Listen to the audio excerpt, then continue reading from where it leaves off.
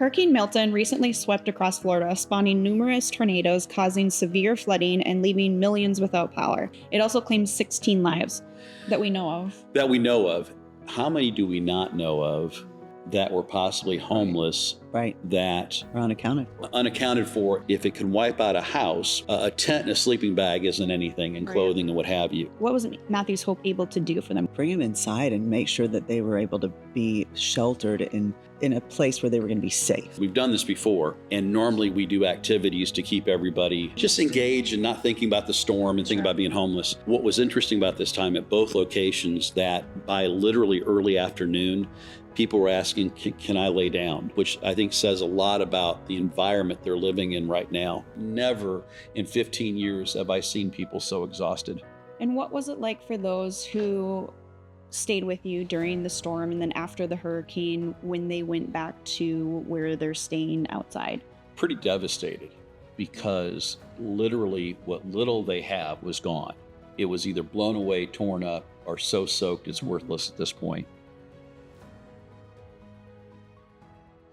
Hi everyone, I'm Tracy Lewis with We Are Winter Gardening, and I'm joined with Scott Ballou, who is the CEO and founder of Matthew's Hope, as well as Shelley Bradford, who is the president and executive director of Matthew's Hope.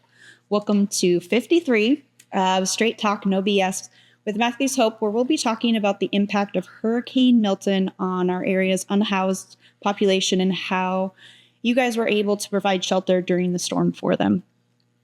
Hurricane Milton recently swept across Florida, spawning numerous tornadoes, causing severe flooding and leaving millions without power. It also claimed 16 lives. The storm dropped more than a foot of rain on some areas and gusts up to 86 miles per hour in Orlando, toppling down countless trees. Many of your guests live in tent camps in wooded areas, the worst place to be during a hurricane. How was Matthew's Hope able to help? Let's not forget some of them living under bridges. I think that you mentioned in your introduction there about 16 lives lost that we know of. And I actually was thinking about this last night, was how many do we not know of that were possibly homeless, that are unaccounted for, and because there's nobody looking for them, probably will remain unaccounted for until they either wash up somewhere. Who knows? Right. I don't know. I do know that I believe the final numbers, when it was all said and done, that in Brevard we ended up serving 88. And we had 54 in Orange County. 54. And for some reason, I thought that number went up a little bit. It went up, and then people would leave. Okay, so we had some people leave. And we told them, once you leave. You guys are saying that you helped this many people. What was Matthew's Hope able to do for them? What did you guys do? Bring them inside and make sure that they were able to be sheltered in a place where they were going to be safe. Okay. So you opened up your doors. We did. They came in. Almost every one of them in Orange County, as well as in Brevard, they came in and they just wanted to sleep. And so they've heard about this hurricane coming. Okay. They didn't know how they were going to prepare for it, because we know what we're going to do to prepare in our own homes, but everything they own is out in the elements. And so how are they going to prepare? So almost everybody just came in and slept. It was interesting to see. Yeah, it was interesting because we've done this before, and normally we do activities to keep everybody just engaged and not thinking about the storm and thinking about being homeless. What was interesting about this time at both locations, that by literally early afternoon, people were asking, can I lay down? And many of them, other than getting up to eat, went right back to sleep, which I think says a lot about the environment they're living in right now. I had someone, there's a couple things I want to touch on today. One was one of the hosts that was on Facebook when I went out and said they've lost, not only did, where they were in the storm, but they've lost everything they owned. And a woman took issue with me, and she said, well, you said you sheltered them. How did they lose everything they owned? And someone else popped in and said, okay, when you leave your home for a storm, when you have to leave, you don't take everything with you. You take your most important items and hope that when you get back, and she goes, maybe that will put it in perspective for you. We could not, nor would they be able to gather everything they own. But the reality of it is if it can wipe out a house, which we saw a lot of houses and buildings and businesses wiped out, a tent and a sleeping bag isn't anything, and clothing and what have you. So it's put that strain on us as well as an organization to try to, for hundreds of people, to get them back into tents and sleeping bags and their clothes replaced. Starting over. The good news, most of them had their medicine and important papers.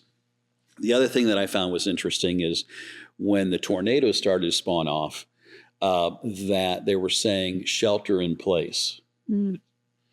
When you're homeless, what exactly does that look like to shelter in place? What are you going to grab a tree, hold on for dear life, and hope the tree doesn't go with you? I think there's things that the general public, and certainly not our leadership, has considered when putting some of the things in place they have.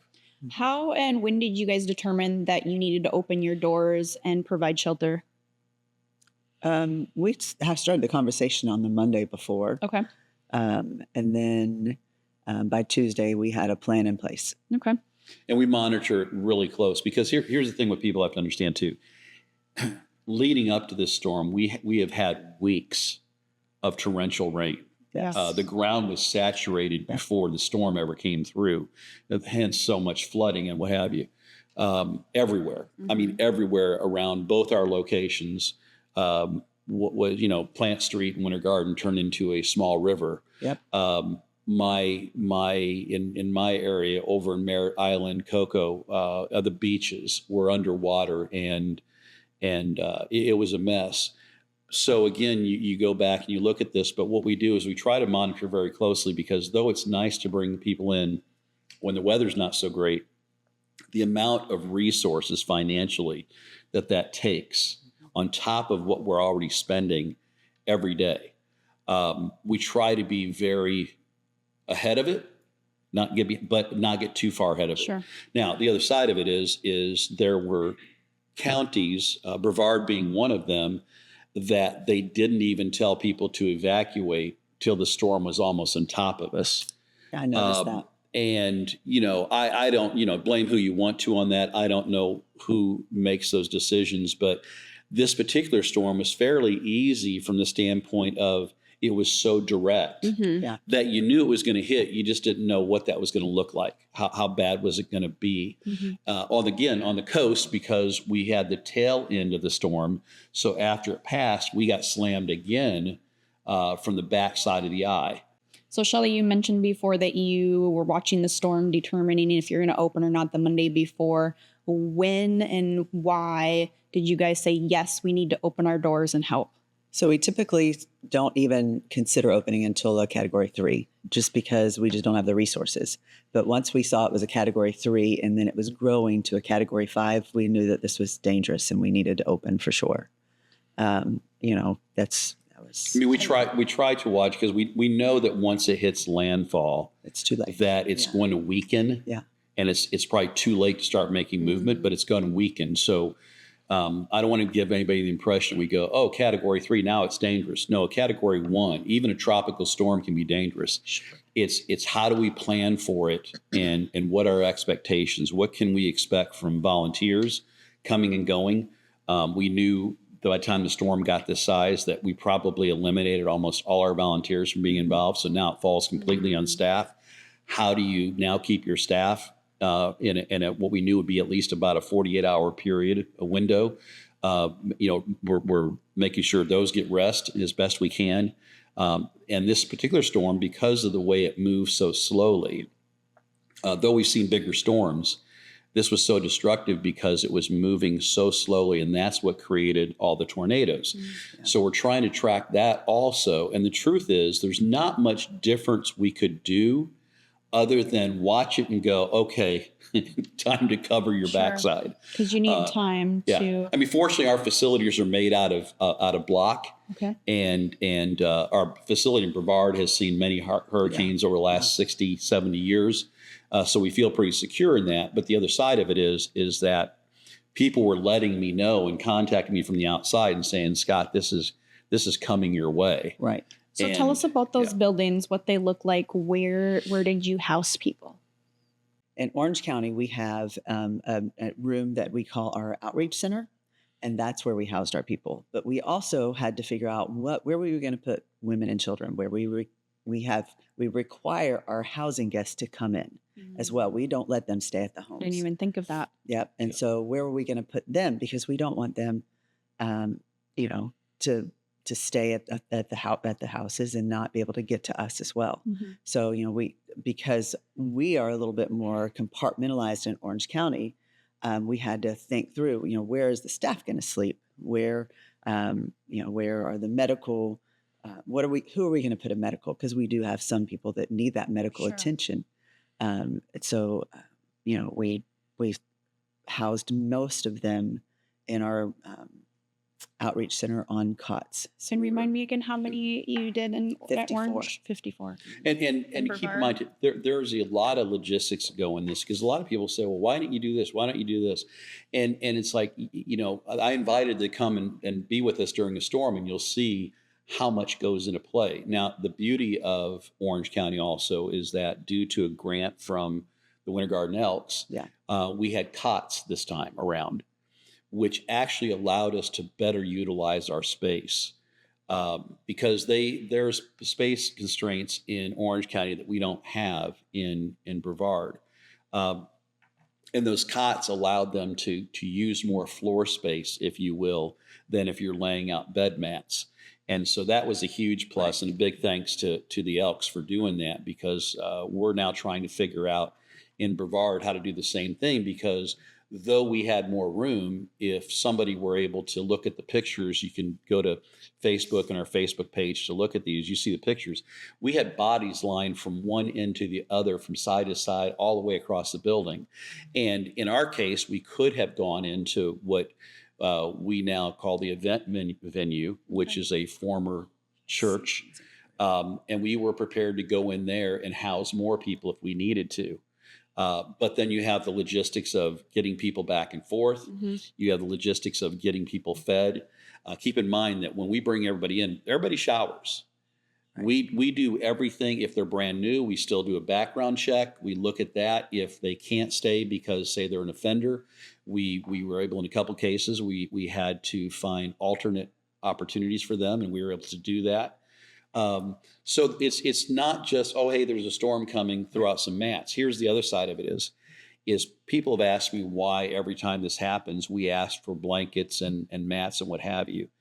It's cost prohibitive, as strange as it sounds, to store all that stuff. Mm-hmm. So to try to launder it, blankets and stuff, just beats your equipment to death. So the truth is, what happens is when they finally leave, we allow them to take that pillow, those blankets, that sleeping bag, whatever, with them. Mm-hmm. And then that means we don't have it for next storm. Right. Okay. So it's a double-edged sword that we have to ask again, but I want to assure everybody nothing gets thrown out. Mm-hmm. It's given, it's used, but at the same time, another storm comes up, we're going to have to ask for it again. Yeah. We store a certain amount of it. We've invested in vacuum bags so that we can suck things down, mm-hmm. smaller to store it. So we're able to store more than we used to, but at the same time, as large as our properties are, it takes a lot. And when you consider what you pay per square foot, sometimes it just doesn't make sense to keep all this stuff. So you talked a little bit about the venue where you can house people. Where did they go in Brevard? In Brevard, we too have an outreach center, but it's a former fellowship hall, if you will. So it's wide open and larger. So it's actually, now, the difference between the two there's highs and lows to each campus. Yeah, for sure. In Orange County, it's kind of easier on an outreach day because you can sit there and go, you're here, you're there, because it's all connected. Over in Brevard, when we're there, these things sometimes are in different buildings. And so there's a lot more, and trying to keep an eye on everything that happens, because what people don't realize is we're a pretty small staff. If you include all our part-time employees and full-time employees, we're still under 50 people.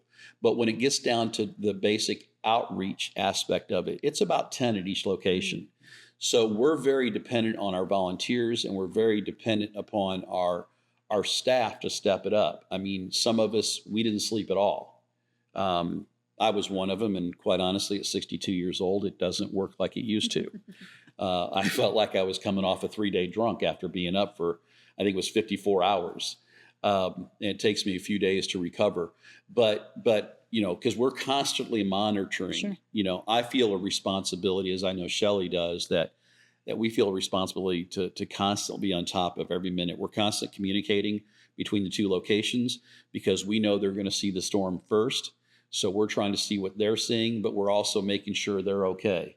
Yeah. So on the news, they were talking about a tornado that it was headed right to Brevard campus. Yeah. Talk a little bit about that and what was going through your head and what were you doing to prepare? Did you even for know that? it at the time? Yeah, I did. You did. I didn't tell anybody. Oh, it's probably good panic. Because there was already some panic in the air. As emotions. well, what happens is, again, keep in mind now you've got, when you add the 88 people, you add some staff to that. We're at say 100 plus in this room, and all of a sudden the National Weather Advisory right. shoots off. Okay, everybody's phone goes off at one time. Okay, it was if you've never heard 100 phones go off at one time, it's pretty scary. It is. It kind of like, It's wow, scary when it's two. Right. But so but what I try to do at that point is two things happen. The good news is everybody was so exhausted, most of them slept through it. Okay. And what I did is just try to be in contact with people I knew around the area. What are you seeing? And because I realized that there was no basement to run to, there was no get in the bathroom, there was none of that kind of stuff that we could do. And so, bottom line is you just really kind of pray and kind of keep an eye out for things. If I need to back people away from the windows, whatever. Sure. Now, we're also really proactive from the standpoint of every year we have huge oak trees in Brevard. And we have them thinned out every year in preparation for hurricane season. That's good. So how long did you guys house people? How long were they sheltered with you guys? And so here because we did it a little sooner than you guys did because of the way it moved, right? Yeah. Here we served people as we normally would on Thursday morning. And by noon, we took them back to where they came from because the rain was gone. And most of the flooding where they were going back to was gone. Okay. So by noon, Shannon was amazing. She had everybody in line, showered, get your food, go home because we're tired. and we were just a little bit further behind because again, we had, we're on the tail end, and then like I said, we caught the backside of the eye also. But by late afternoon, we pretty much had, and when it became safe enough for our buses to go over the bridges again, our folks were, I think we started moving people out somewhere around 1:00. And by 4, we were pretty much wrapped up. And so we've been in longer. But we've been in longer than this. But I think just the number of people and again, the strength of this particular storm played a different role in how we address things.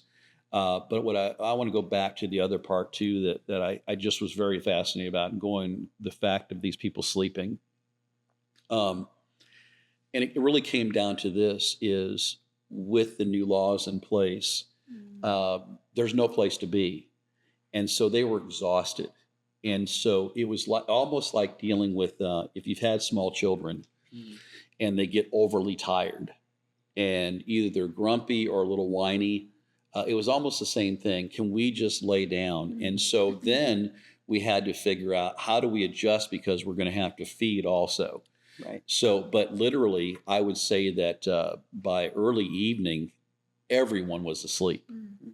Everyone was asleep. Like 7:00 over here. Yeah. So you talked about showers. You talked about And a feeding lot of them. food. Yeah. What other services did they receive while they were with you guys? They got to watch movies. Okay. Well, now here's the funny part. It was interesting. It's always interesting to watch those that were awake, how much they enjoyed watching movies. Yeah. Or playing dominoes, just simple things. We had some guys playing chess. Yeah. I can't play chess, but when My people brain say, doesn't work that no, that's just too much. So things that they normally wouldn't be able to do Right. because Just they're to- outside in the elements. and coloring. Things we may take for granted. Right, Just right. sitting there, maybe talking to somebody. Yeah. Yeah. It was interesting. It was also interesting those that had family that were calling out to family and just letting them know where they were at. You know, a lot of people don't realize the larger portion of the homeless that we serve, there is no other family. But there's others that we serve that don't want to be a burden to their family. Yeah. So even if they were told come, they probably wouldn't. But they were I think the graciousness of everybody, how appreciative they were in thanking us for opening up and for being there and for not making them feel less than. I think was it's one of those things that kind of keeps you going. Yeah, for sure. You know, And since you guys were able to shelter all these people during the storm, why don't you do it more often than just during a storm? You know, that's an interesting question because I'm often a part of a call here in local Orange County where and it's for the homeless services, and I've almost felt shamed sometimes when we don't open. But we don't have those funds to open. You know, cold shelters, we have a plan in place when we're going to open for the cold shelters. It has to be a certain degree for so long, where, you know, a lot of times they'll open sooner, you know. For the last it never turned into a hurricane, right? The last storm a couple weeks ago. Or was it a one maybe? no, it was a hurricane, but it swept the side of us. So we mostly Right. just got the tropical aspect of it. we chose not to open because it just didn't make sense because we knew there was going to be we're going to have to open again probably before the end of the year, or before maybe not the end of the year, but we're going to have to open again at some point within the year, and we have to be very careful because we just have so many resources and where, you know, some people have government funding, we do not. Okay. You know, And I think the other thing is that we really do it differently because most of these people will tell us afterwards, I've never been sheltered like this during a storm right. and felt so human. Even the county places that opened did not have bedding, did not have food. You brought whatever you had. So the fact that we were able to create bedding, we had wonderful meals for them to eat. I mean, we did. And again, all this there's an expense in it. And I don't want to harp on that much other than to get people to understand that it's not as simple as just saying, come inside. You have to have a plan and you have to figure out how you get them there, how you get them back, and what are you going to do with them while they're here, and how many resources are you going to burn through while they're here. And food is a big one. How did they get to you guys?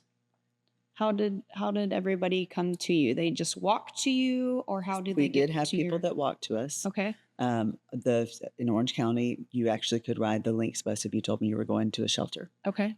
For no charge. But we also sent our buses out to our regular, you know, pickup locations. We told them on Tuesday, this is a possibility. And on Tuesday in our meeting, we said, this is a possibility. This is what we need you to tell the guests. So each of the bus routes told the guests, we will pick you up here tomorrow at the same time. We actually made, where we normally wouldn't do this on a Tuesday or Thursday, we made several trips back out because we didn't want to miss anybody. To get And the same thing over in Brevard. We ran our buses on the same routes at the same time that they would normally go out on Tuesday or Thursday. We said, just be prepared to be looking for us on Wednesday morning. Now, again, in our case, we're a little bit behind Orange County over in Brevard. So we had them a little early in, and that made people a little antsy because it's like, well, nothing's happening. Sure. Yeah. And for me and my staff constantly being assuring people, we're on top of this, we're paying attention, we're seeing what's going on, we're seeing what the authorities are saying, and I think because they trust us, you know. Now for some folks, their anxiety level is way too high for that kind of atmosphere, and we did have people that left. Yeah, we did too. You know, the people I'm talking about are the ones that stayed. Yeah. We had more people come in.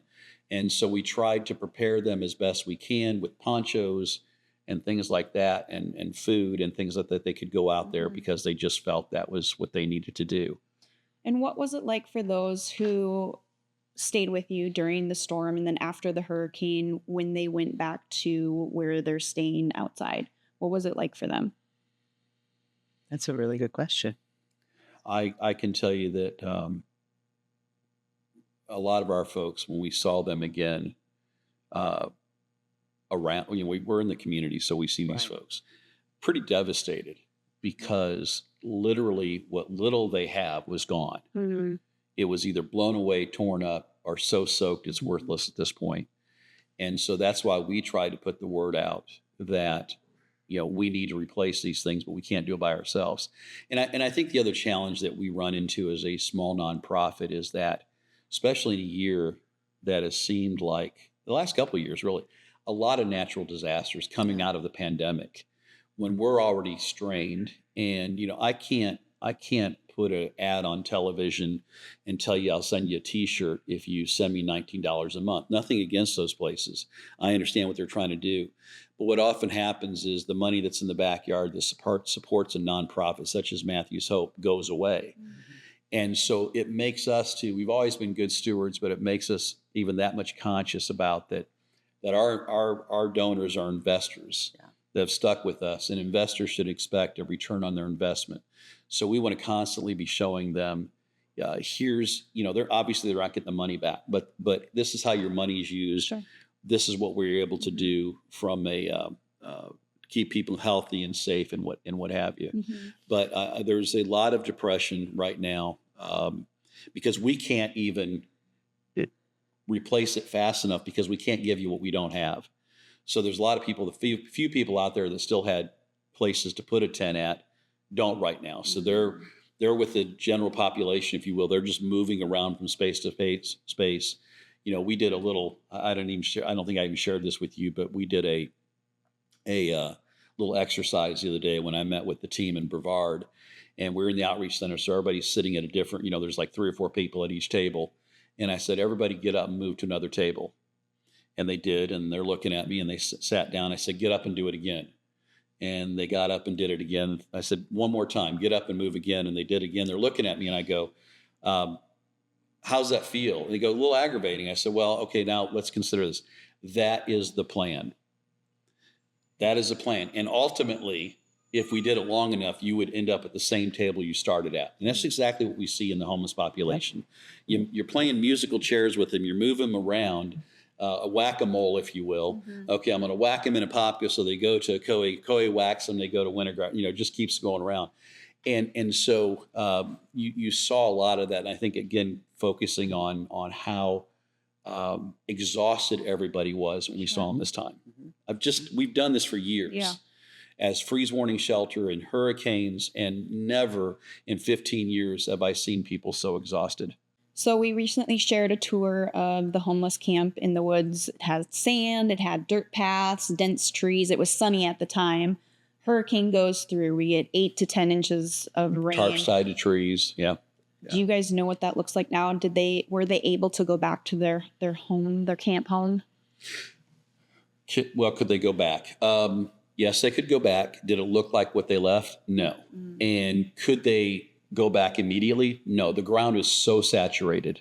I mean, even today, days after the storm, I went out to my backyard this morning to pick something out of the yard, and my foot just kind of mushed into the ground. Yeah.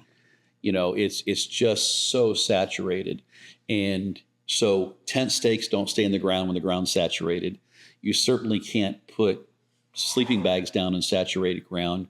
So, until it dries out, the good news is we've had a number of days in a row that we haven't had rain. Some places it's receding. I can tell you the canal and back has already dropped about 9 inches from where it was. It's still high, but about 9 inches down below where it was when we got back, about 1.5 feet lower than what it was during the storm. But in the state of Florida, with the St. Johns River, the way it works, you're seeing people that are just now experiencing the flooding from the storm last week, because that water is drained off and now it's overflowed all the rivers and what have you. That creates a whole other set of issues. And I think I guarantee you're going to find there are people that are newly homeless from this that will remain homeless from this.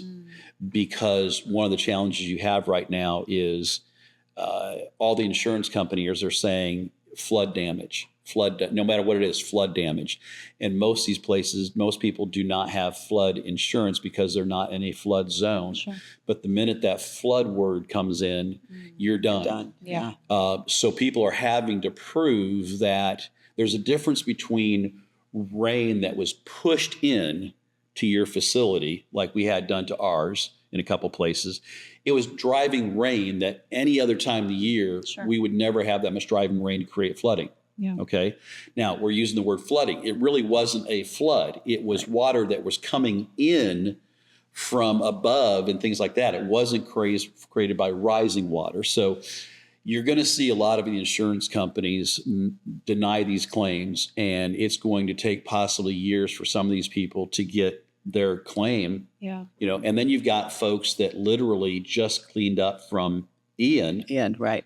just had their houses just finished in the last 6 months that got completely wiped out again.